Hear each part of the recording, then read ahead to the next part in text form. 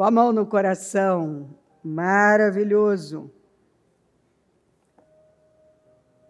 Os filisteus se reuniram para lutar contra Israel, com 30.000 carros de guerra e 6.000 cavaleiros.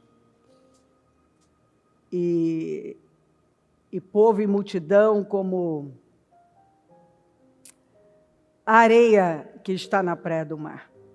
Eles foram e acamparam em Miquimás, a leste de Bet-Avém. Quando os homens de Israel viram que estavam em apuros, porque o povo estava angustiado, se esconderam em cavernas e em buracos, entre rochas e em túmulos e cisternas. Também alguns dos hebreus passaram o Jordão e foram para a terra de Gade e Gileade. E o povo que permaneceu com Saul estando este ainda em Gilgal, se encheu de temor. Saul esperou 7 dias, segundo o prazo determinado por Samuel. Mas como Samuel não vinha a Gilgal, o povo foi se espalhando dali. Então Saul disse: tragam-me aqui o holocausto e as ofertas pacíficas, e ofereceu o holocausto. Mal tinha ele acabado de oferecer o holocausto, eis que chegou Samuel. Saul saiu ao encontro dele para o saudar. Samuel perguntou: o que foi que você fez? Saul respondeu: vendo. Você vê, é a figura, é a imagem de uma liderança. O resultado disso aqui tem a ver com o espírito dessa liderança. Porque eu li aqui para você, vendo o povo. Então, vendo o povo. E assim por diante, à medida que as pessoas vão vendo, porque o seu líder estava à base da vista.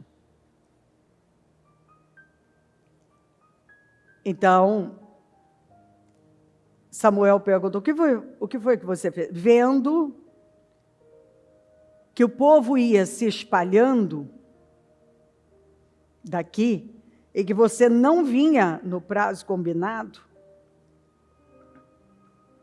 e que os filisteus já tinham se ajuntado em Miquimás, eu disse comigo: agora os filisteus virão contra mim em Gilgal, e ainda não busquei a face do Senhor. Assim, vamos repetir isso aqui? Assim, forçado pelas circunstâncias, ofereci holocaustos. Mais uma vez, forçado pelas circunstâncias. Deixa eu ler na King James e refletir. Agora os filisteus vão cair sobre mim em Gilgal. Eu nem sequer tentei buscar a face do Senhor, de Yahvé, e alcançar a sua ajuda. Assim, premido pela necessidade, que é a mesma coisa. Forçado pela necessidade. Forçado pela circunstância. Premido pela necessidade. Na NVI, eu já li só essa parte, por isso eu me senti obrigado a oferecer o holocausto. Então Samuel disse a Saul: você cometeu uma loucura, não aguardando o mandamento que o Senhor, seu Deus, lhe ordenou, pois o Senhor teria confirmado para sempre o seu reinado sobre Israel. Mas agora, o seu reinado não subsistirá. O Senhor buscou para si um homem segundo o seu coração, e já lhe ordenou que seja príncipe sobre o seu povo, porque você não guardou o que o Senhor lhe ordenou. Você não guardou o que ele ordenou. Aí você vai para o capítulo 15, você vai ver quando o Senhor manda ele eliminar os amalequitas. E por fim, ele reserva parte do melhor das ovelhas com a desculpa de que ele ia oferecer sacrifício ao Senhor, e ele preserva o rei. Enquanto isso, ele para e levanta um monumento em sua homenagem. Olha bem, veja quando uma pessoa está totalmente fora do eixo, fora da linha. Está cega, está sem visão, ela está sendo movida por suas emoções, pela dependência da imagem, a dependência da aprovação. Aquilo era a hora de levantar algum monumento em homenagem a ele? Não. Não, nem era para ele levantar, na verdade. Por que ele reservou o melhor das ovelhas? Porque ele foi intimidado. Naquela ânsia, na dependência não de Deus, mas da aprovação das pessoas, ele quis ceder para os soldados que opinaram. E aí ele usou como argumento para justificar ao Samuel que era para sacrificar o Senhor. E quando ele recebeu a resposta de Samuel, e o Senhor tem tanto prazer assim em sacrifícios do que se obedeça a sua palavra, é melhor obedecer do que sacrificar? Quer dizer, você tinha que ter ficado com a palavra, você não ficou. Você fez do teu jeito. Por que ele preservou o rei? Porque toda vez que alguém chegasse no palácio, veria aquele rei capturado, jogado em algum canto, e então ele poderia se gabar do tamanho da conquista que ele havia tido. Olha aí, ó, eu venci, capturei o rei dos amalequitas. Então, as intenções dele,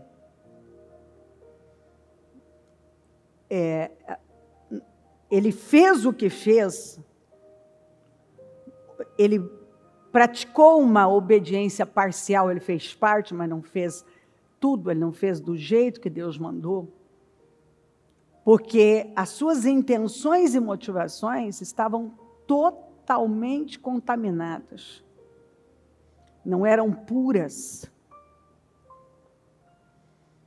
Então, o que pesava para ele era a opinião das pessoas, e ele era intimidado, com medo de ser rejeitado na sua liderança, ele foi fazendo essas bobagens. Então, voltamos para o capítulo 13. Olha o que é uma liderança que não confia em Deus. O povo começou a olhar para os inimigos. Não tinha um líder que pudesse dar a eles uma segurança, um norte. Então começam a dispersar. Mas aquilo também foi um teste para ele. Você vê que situação que estava esse povo, que esse povo estava com tanto medo que atravessaram o Jordão, foram para a terra de Gade e Gileade, se esconderam em cavernas, em buracos, em rochas, em túmulos e em cisternas. Olha aqui. Gente escondida em cavernas, em buracos, em rochas, em túmulos e em cisternas. Ou seja, para onde ir? Até dentro de poços abandonados, de túmulos. Podia encontrar gente em tudo quanto é lugar, soldados. Tinha soldado escondido em tudo quanto era lugar. Quem era o Deus desse povo? Na teoria, era o Deus de Israel. Na prática, não. Quando eles viram que o inimigo era forte,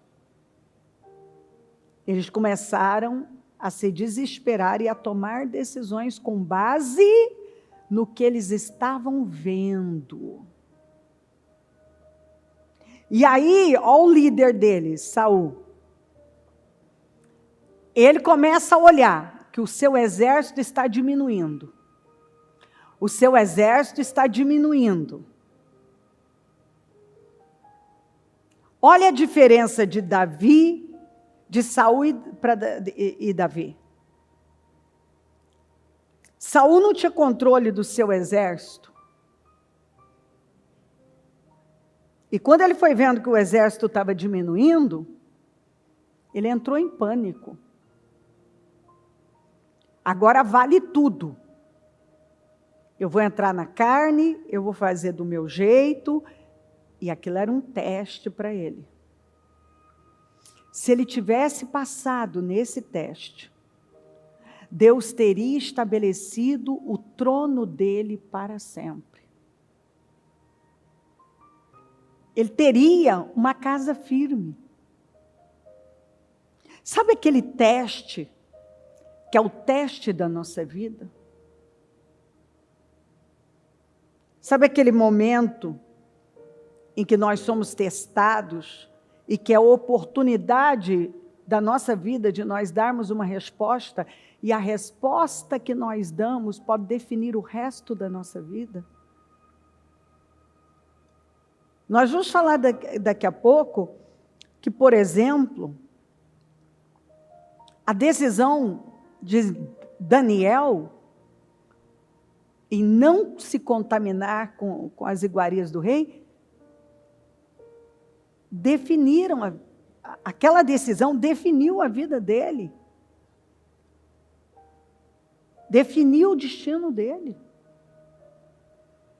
Existe um momento na vida da gente que é definidor. É definidor.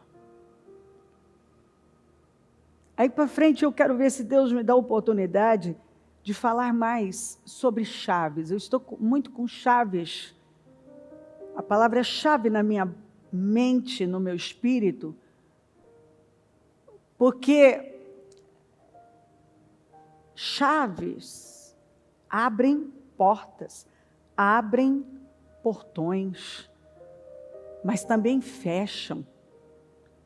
E uma chave, se ela não estiver bem ajustada, ela não vai funcionar direito.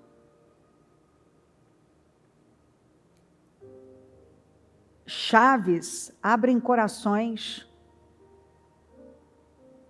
abrem estações, abrem portões, abrem prisões. Chaves. Jesus falou da mulher encurvada que estava detida, aprisionada por 18 longos anos, com um problema seríssimo na sua coluna que a levou a encurvar. Ela foi detida em algum momento. E ela estar naquele dia, quando Jesus está lá pregando, foi a oportunidade dela de daquela prisão ser aberta. A Bíblia fala que o Espírito do Senhor está sobre nós para levar libertação. Então, a chave para levar libertação é o Espírito de Deus estar sobre nós.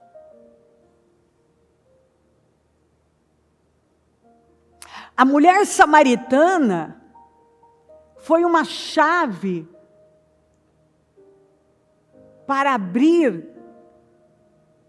e ganhar uma cidade inteira. Foi a chave de uma cidade. Quando Jesus a encontra e fala com ela, E ele vai desenvolvendo aquele diálogo, aquela conversa com ela, e eles começam a dialogar, e ele se revela a ela como o Messias. E ela sai correndo e anuncia para toda aquela cidade.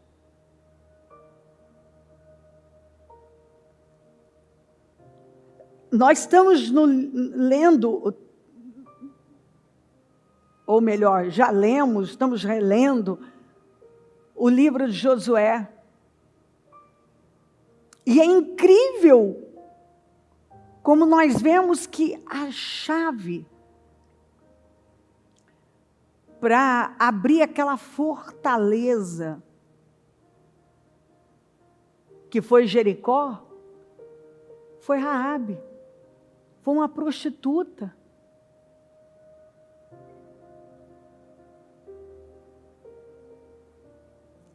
E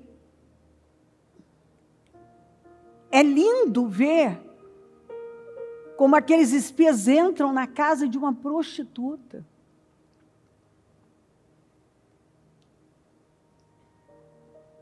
E a fé daquela mulher afetou a vida dela e a casa dela. E ali você vê uma das maiores restauração familiar, uma restauração familiar incrível, porque para ela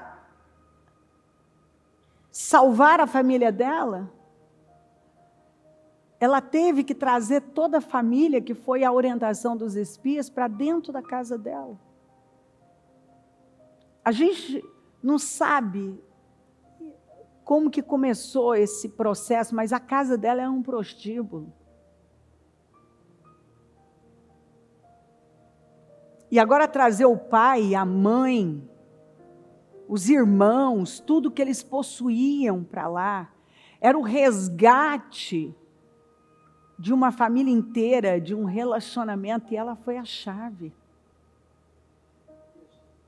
para resgatar, para salvar,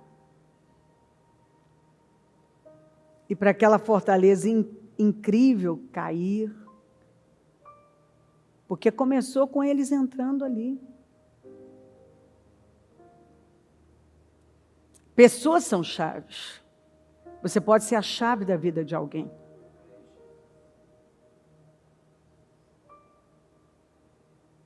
Escuta. Jesus falou que as portas do inferno não vão prevalecer contra a igreja do Senhor.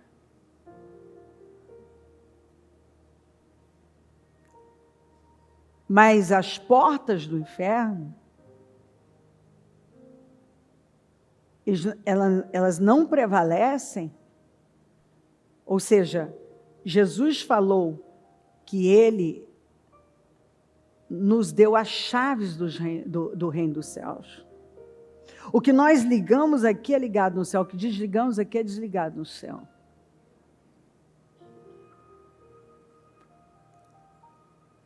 E a chave é o crer, é obedecer. Como que eu vou enfrentar os portões do inferno sem crer?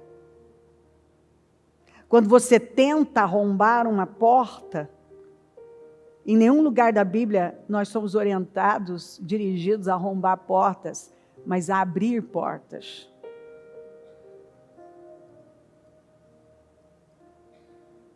E às vezes nós já expulsamos todos os demônios, nós já repreendemos, nós já fizemos um monte de coisas, nós só não fizemos aquilo que vai honrar a Deus e vai então se tornar a chave que vai abrir aquela porta. Porque a verdade é que se o Senhor Jesus tem as chaves da morte do inferno, Ele pegou as chaves do inferno, e Satanás não tem mais as chaves do inferno,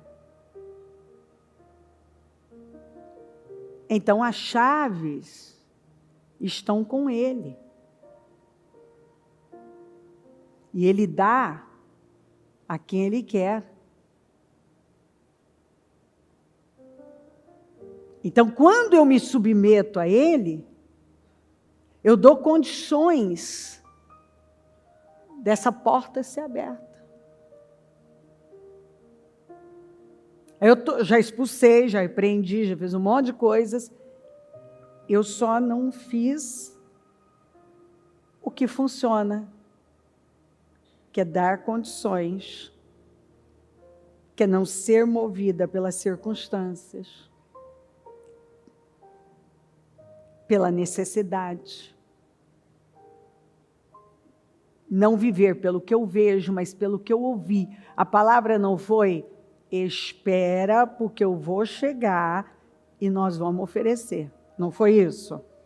Não foi dito para esperar? Que ia chegar? Então, se Deus falou, alguma vez ele falhou? Não. Se ele falou, eu vou chegar, então o quê? Ele vai chegar.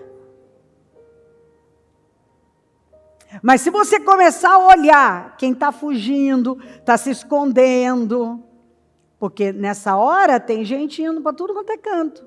Você já começa a encontrar gente em buraco, em caverna, quer dizer, é mais seguro para essas pessoas, na cabeça delas, estar num túmulo qualquer, num lugar onde só tem gente morta, numa caverna, num buraco,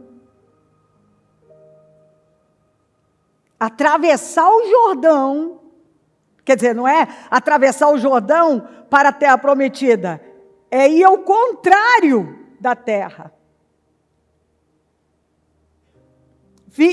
Voltar aí para o outro lado do Jordão, do que confiar no que Deus falou, espera porque eu vou chegar. Não, mas é que quando eu comecei a ver que os filisteus, o inimigo, estava se aproximando e os soldados estavam fugindo, eu me obriguei, forçado pelas circunstâncias, premido pela necessidade, eu fui lá e fiz o que eu não era para fazer. Quer dizer, eu passei por cima da palavra por causa do que eu estava vendo. Aí ele fala, forçado, as circunstâncias me forçaram. E eu, então, fiz um negócio. Que ele tinha ouvido, ele não ficou. O que foi questionado aqui? Por que você não obedeceu? Por que você não respeitou? Por que você não ficou com a palavra? É para você ficar com a palavra. Por que você passou por cima da palavra? Era para você ficar com a palavra. Então, muitas vezes é isso que as pessoas fazem. Elas passam por cima da palavra. Elas não ficam com a palavra, e aí elas dizem, foi a circunstância. Mas o que eu ia fazer? A circunstância, então, confiar, resista. Não, mas a circunstância, não, o que tem a circunstância? Você tem uma palavra de Deus. Aqui está o grande problema. Ficar com a palavra é a chave que vai abrir todas as portas que você precisa que sejam abertas. Quando você tenta arrombá-la,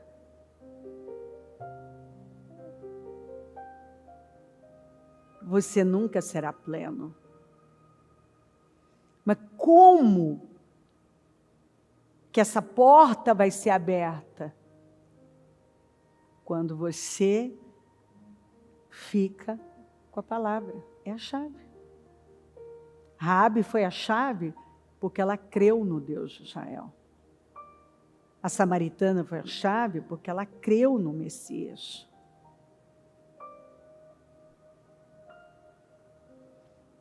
a mulher encurvada saiu da sua prisão porque ela creu.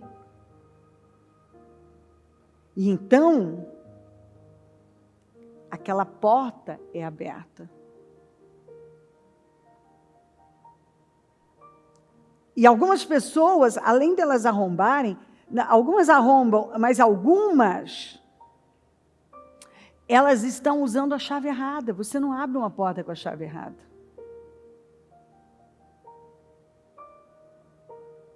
E se essa chave não for feita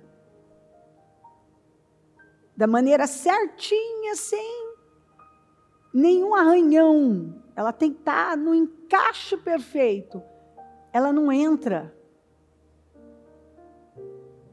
E se ela entra, ela trava, você tenta virar, ela não vira. Quem já viveu esse tipo de coisa sabe. Da chave não funcionar.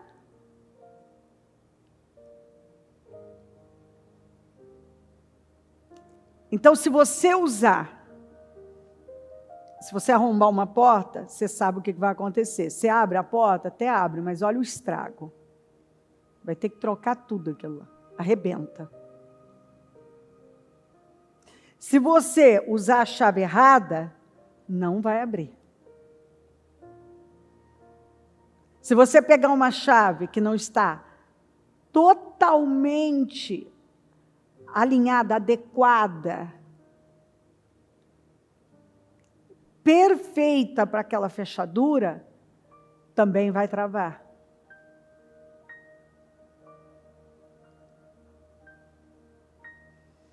Então,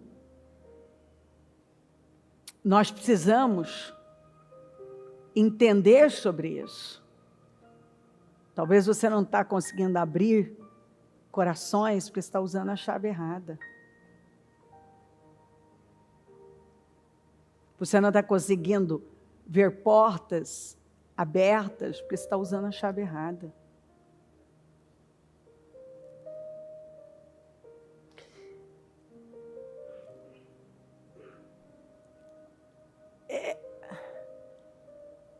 Tem 3 chaves muito importantes. Ciclos fala de tempo. Eu preciso saber o tempo em que eu estou. Porque talvez o que Deus está trabalhando na minha vida não é o que Ele está trabalhando na sua. Talvez Ele já trabalhou coisas na sua vida que Ele ainda está trabalhando na minha. E eu preciso saber o tempo em que eu estou para a minha vida. Isso é uma chave, porque eu vou dar a resposta certa para aquele tempo.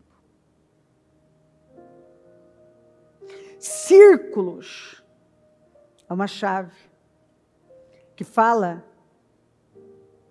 de pessoas, de relacionamentos. Talvez tem relacionamentos que não cabem mais, que estão travando a minha vida, tipo Ló, a vida de Abraão. Mas tem relacionamentos como Raabe, que precisavam ser resgatados, trazidos para sua casa, para dentro da sua casa.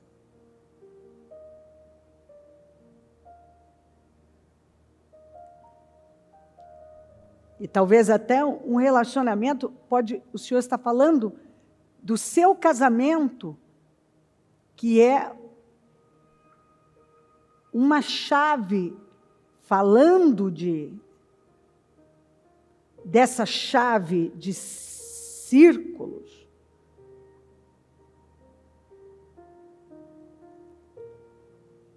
O círculo íntimo. Davi tinha seu círculo íntimo. Talvez tenha sido essa parte que tem travado outras áreas da sua vida. Porque casamento requer esforço. Eu chamaria de escola do caráter.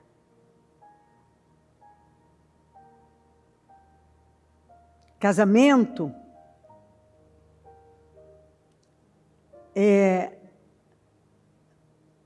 não é barato. é um relacionamento caro, que vai exigir, vai demandar esforço, doação, renúncia, sacrifício. E se você não resolve essa parte, você não abre outras portas na sua vida.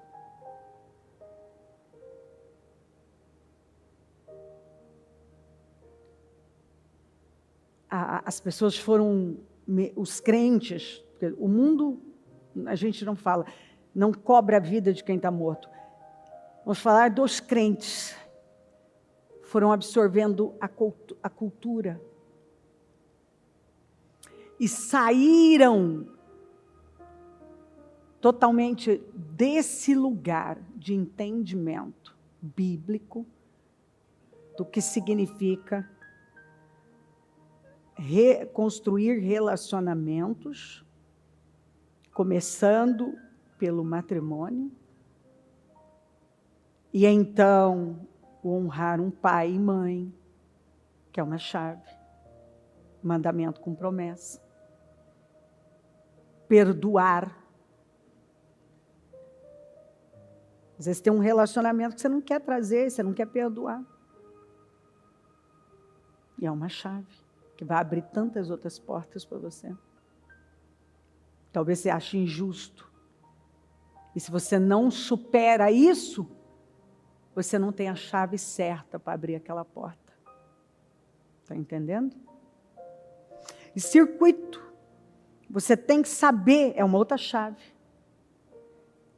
Você faz esse trajeto de casa, igreja, casa, trabalho, igreja, que coisa maravilhosa. Mas chega um momento que Deus começa a ampliar esse território. Então, você faz casa, igreja. Quantos anos eu tenho? Eu fiz esse caminho. E Deus começou a ampliar. E a gente tem que estar aberto para essa ampliação, para onde mais Deus está nos levando.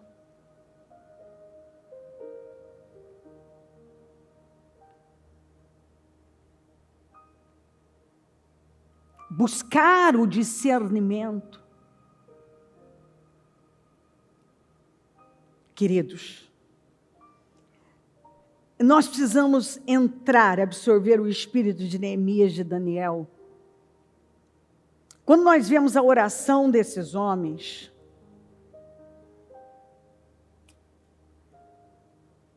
você vê claramente eles diante das assolações, deixando claro que o problema não era o inimigo, o exílio, mas o pecado.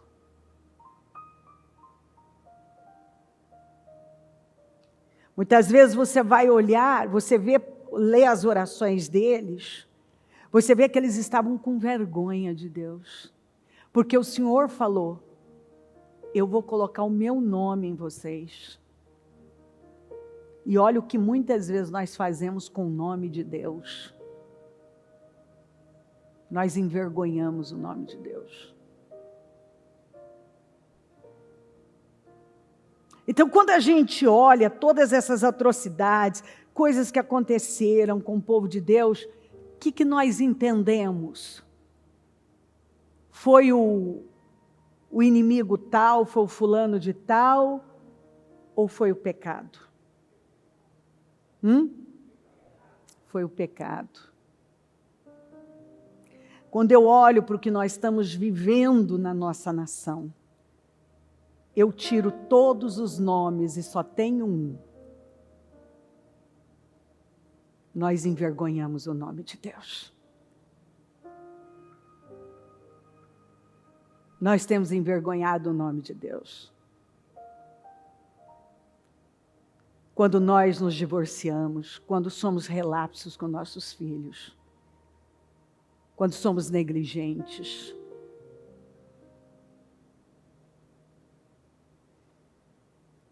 quando somos hedonistas. Então nós acabamos atraindo para nós tiranos, imperadores. Israel atraiu um imperador chamado Nabucodonosor. Foi atraindo alguns impérios, imperadores.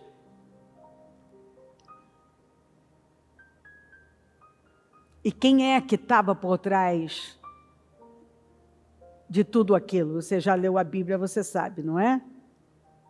Como que Deus tratou Nabucodonosor? Você lembra? Como? Meu servo. Para libertar, como que ele tratou Ciro? Meu pastor. Ímpios. Ele deu sonhos para ímpios, como o faraó nos dias de José, como Nabucodonosor.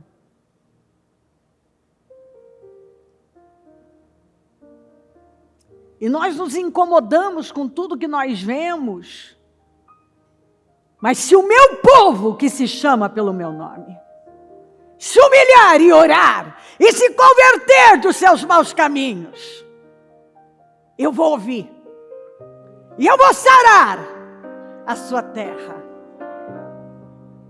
e eu vou abençoar. Qual é a resposta para nós? Qual é a chave que vai mudar a nossa história? Qual é a chave que vai abrir essa porta e vai nos livrar? Um povo humilde, quebrantado diante de Deus. Submisso a Deus completamente.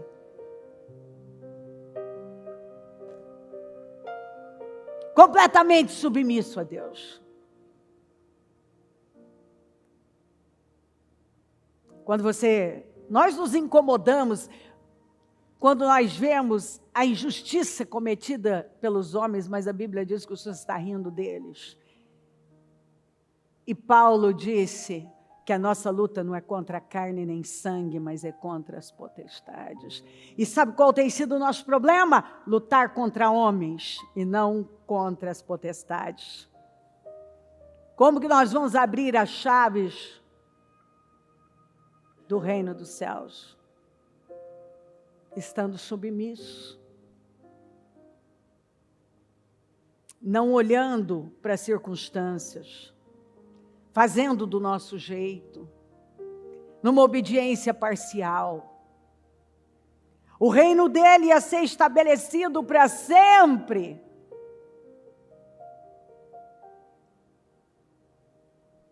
Mas ele não obedeceu. Ele fechou aquela porta quando ele não esperou pelo Senhor. Tinha uma porta gigante aberta para ele. Deus abriu portas para muitas pessoas e elas foram lá, com a obediência parcial, com a desobediência e fecharam. E o que vai abrir agora essa porta? O que vai abrir? O que vai abrir? Obediência. A desobediência fecha, a obediência abre.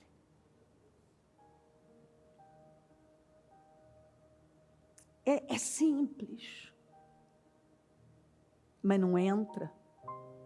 Ele fechou. Estava aberta. Estava escancarada para ele.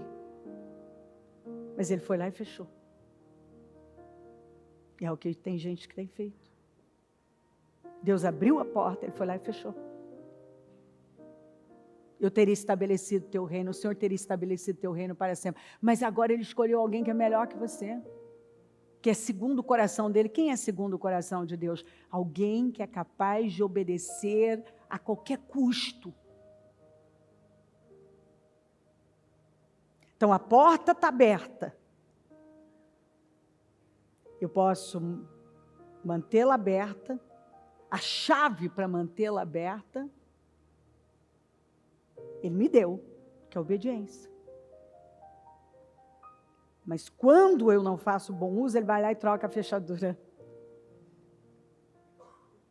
Agora eu não consigo entrar. Ele fecha.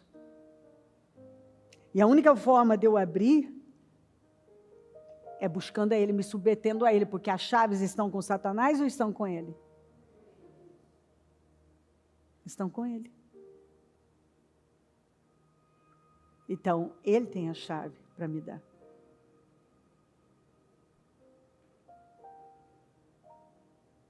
E se isso entra,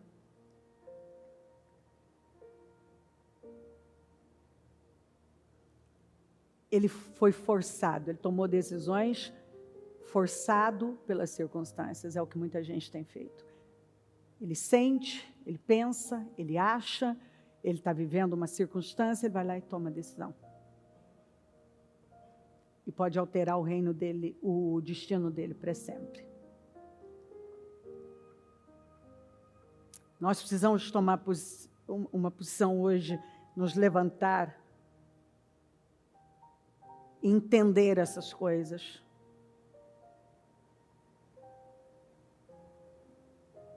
Se eu te fizer uma pergunta, você prefere pregar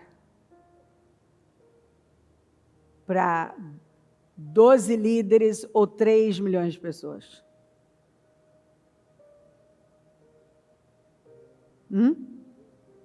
Quanto? Quem falou 12 líderes? Levanta a mão para mim. E o restante? 3 milhões? 12 líderes? Porque 10, na verdade, mudaram a cabeça de 3 milhões.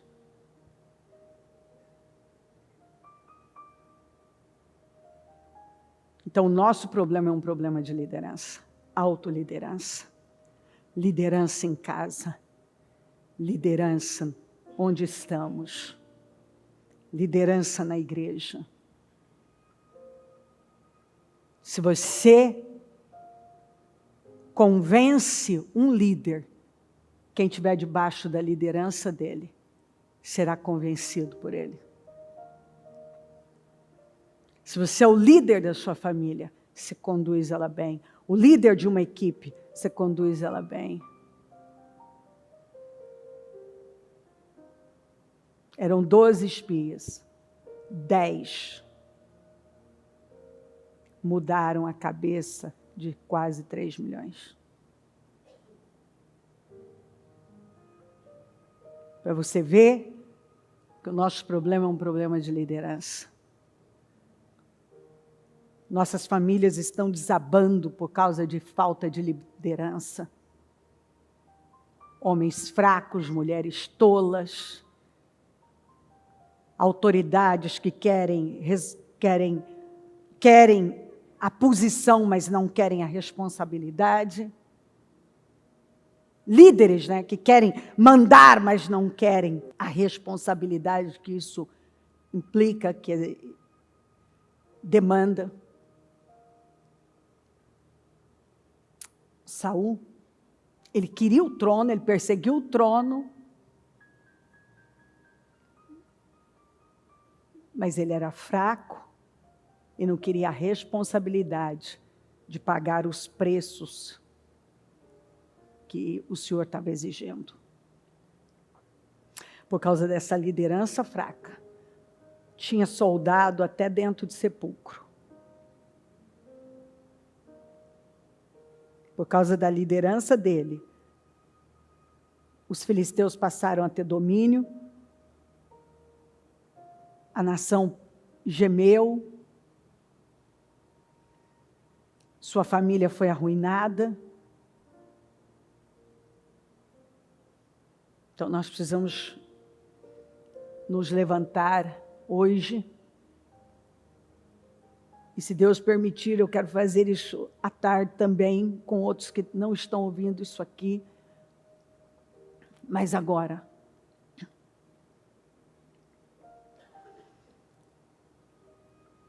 eu quero chamar você, constranger você, a buscar de Deus esse espírito forte de liderança, não ser mais intimidado pelas opiniões, pelas pressões, pelas circunstâncias. E não se acovardar mais. Porque aqueles 10 líderes que se acovardaram, se desencorajaram todo mundo. Eles levaram famílias inteiras a perecerem.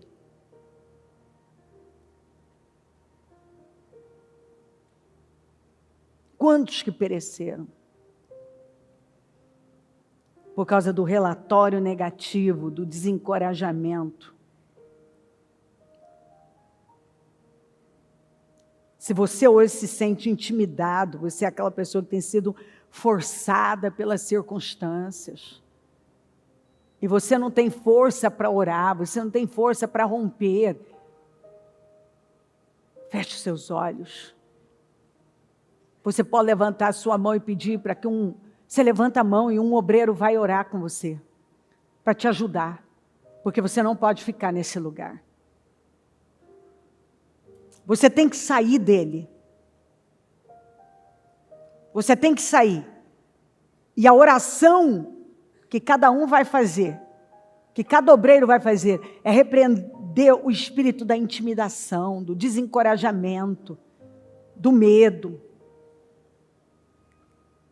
que está abalando pessoas, e elas não só estão fracassando, como está levando tudo que está debaixo da liderança delas a fracassar também. Não saia dessa reunião assim. Eu creio que o Senhor quer levantar líderes. Hoje Ele quer levantar líderes aqui. Pessoas que vão se posicionar,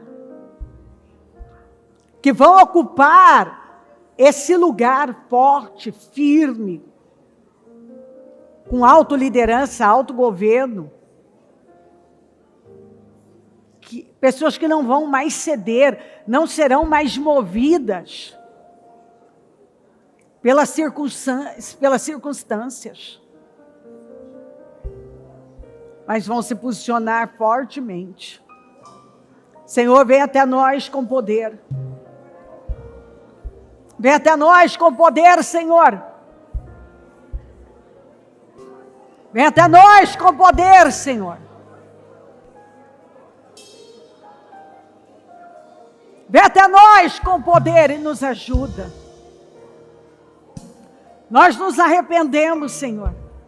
Nós pedimos perdão das nossas falhas, dos nossos erros. Perdoa-nos. Porque muitos, Senhor, fecharam portas maravilhosas que o Senhor havia aberto. E simplesmente com a sua obediência parcial, com a sua desobediência, com o seu jeitinho, foram lá e fecharam essas portas. Perdoa, Senhor, quando cedemos para a intimidação, para a covardia, para os medos. Perdoa-nos. Perdoa-nos, Senhor. Perdoa-nos. Arranca do nosso meio o espírito da intimidação, da covardia, do desencorajamento. Arranca, Senhor. Arranca do nosso meio. Meu Deus, em nome de Jesus, que hoje essas forças contrárias saiam. O que tem cegado e levado muitos a tomarem decisões com base nas circunstâncias. Forçados pelas circunstâncias. Pela necessidade. Pessoas que nunca passam no teste da necessidade. Nunca passam nos testes das pressões. Estão sempre cedendo para o que estão sentindo, pensando. para as circunstâncias. Liberta essas pessoas, Senhor. Liberta, Senhor. Passa do teu sangue aqui. Queima cada um do alto da cabeça à planta dos pés. Olha onde os nossos caminhos nos levaram.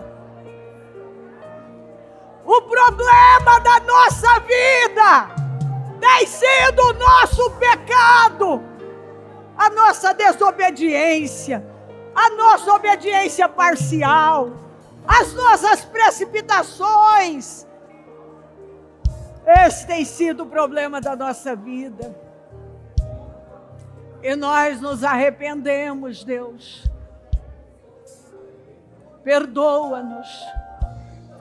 Perdoa os nossos pecados. Perdoa. Perdoa, Senhor. Perdoa os nossos pecados, Senhor. Perdoa os nossos pecados. Perdoa os nossos pecados, a nossa obediência parcial, as nossas precipitações, os momentos em que tomamos decisões pelas circunstâncias. Quando nós tivemos oportunidade de obedecer e não obedecemos, nos acovardamos. Quantos que têm sido intimidados, desencorajados, amedrontados, têm cedido, têm fracassado, como Saul, porque ainda dependem de coisas vãs. A nossa luta não é contra a carne nem sangue, Senhor, mas é contra as potestades. Chave, Senhor. Ajuda o teu povo a entender o templo, o ciclo em que está. A entender, Senhor, sobre relacionamentos, sobre círculo. Os relacionamentos que precisam ser resgatados. As coisas precisam ser mudadas. Circuito, Senhor. Que ela entenda o território em que ela deve estar. Porque muitas vezes tem gente querendo estar no território que não é para ele. Que a amizade que não é para ele. Está deixando relacionamentos que ele não pode deixar. E está correndo atrás de relacionamentos que o Senhor não tem para ele. São chaves, Senhor. Eu oro para que cada um entenda e se posicione sabiamente. Eu oro, Senhor. Venha com poder aqui hoje. Passa do teu sangue nesta reunião, nas mentes e nos corações. Transforma completamente. Eu abro o 6º jejum dos meus projetos de conquistas para 2024. Ano da unção de Josué. E eu peço que nesse dia mudanças radicais aconteçam. Que nenhuma pessoa fique no mesmo lugar, continue da mesma forma.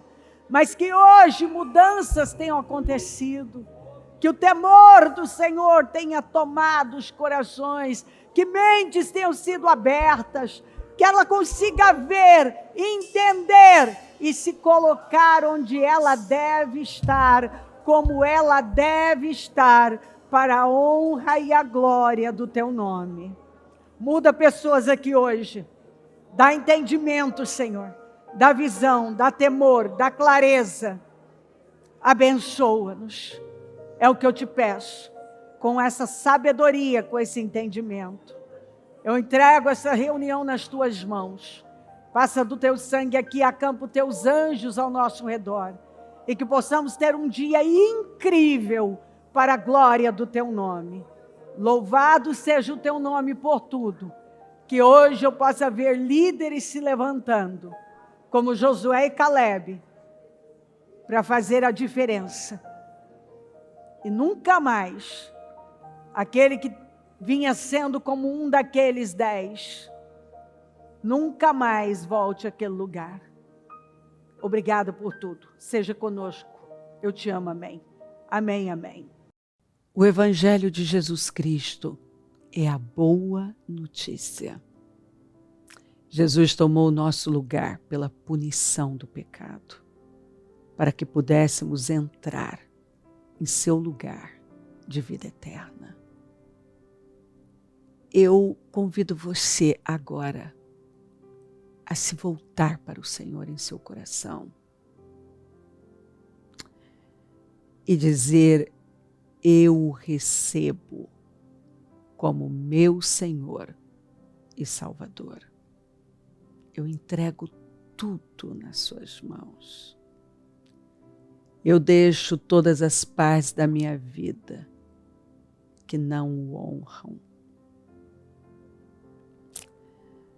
e passo a viver a partir de hoje intencionalmente para servi-lo, honrá-lo e celebrá-lo como meu Senhor e Salvador. Jesus é a porta de salvação. É o caminho, a verdade e a vida. Ele é o pão da vida. E Ele te ama.